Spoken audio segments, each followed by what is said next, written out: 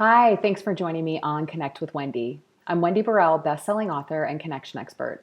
And each week I bring you a new video to talk about how to be more connected to yourself, to other people around you, to your purpose in life, because it is in tuning into this connection that you can really experience joy and fulfillment in your life. And so I usually talk about connection, and I'll do that today, but I want to also talk about something that happened to me this past weekend. So this weekend I was in Las Vegas with some friends, and a friend of mine's brother lives in Puerto Rico and had never been to Las Vegas. So he is getting married soon.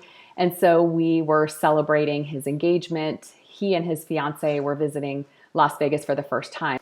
And so we went to a really special dinner on Saturday night to Mr. Chow in Caesars. The meal started off with a champagne toast to the soon-to-be newlyweds. And that was followed by a French 75 and several glasses of water. I'm not exactly sure how many glasses of water I had because the wait staff just kept filling my glass.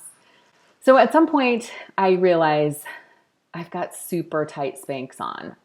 I really need to just go now.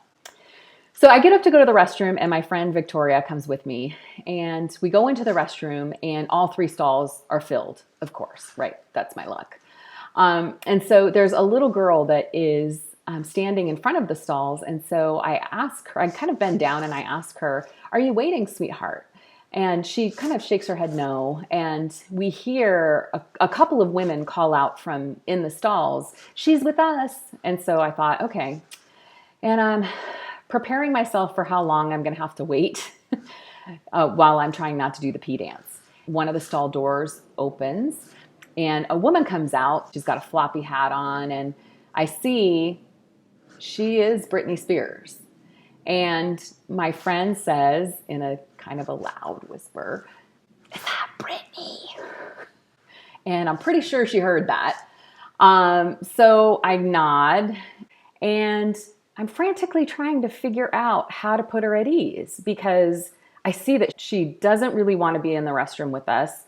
And I can only imagine that people must harass her all the time. She may be Britney Spears on stage, but in this moment, for me, she's just a woman in the restroom. I help people connect to themselves and to each other. And so it's really bewildering to me because she will not make eye contact with me. She's standing at the sinks with her niece. So I'm in this conundrum of what to do. And while I'm trying to triage all of this in my head, it happens. She just bolts. She takes her niece's hand and she leaves the restroom. I've made it my habit to connect with people. And so I'm thrown off my game because Brittany will not make eye contact with me. And this never happens. So wherever I am, at the grocery store, bookstore, wherever I am in public, I can get somebody to engage with me, and I can try to uplift them and try to just make a human connection. And so what I wanted more than anything was a human connection with her and to just say, "It's all good."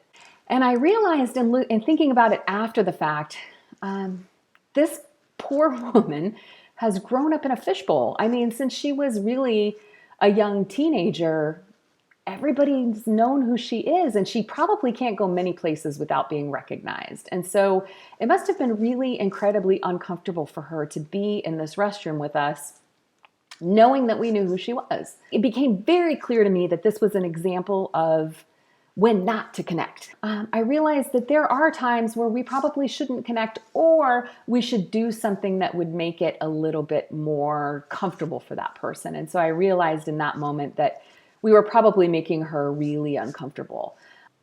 This whole incident actually was made even clearer for me because of an interaction that happened the night before.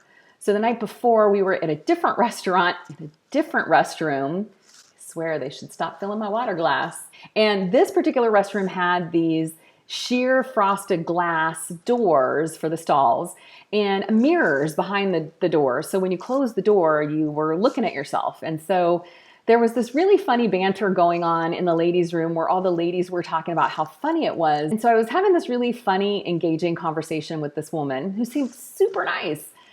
And so on the way out the door, just as she's leaving and the door is closing, she throws a comment over her shoulder.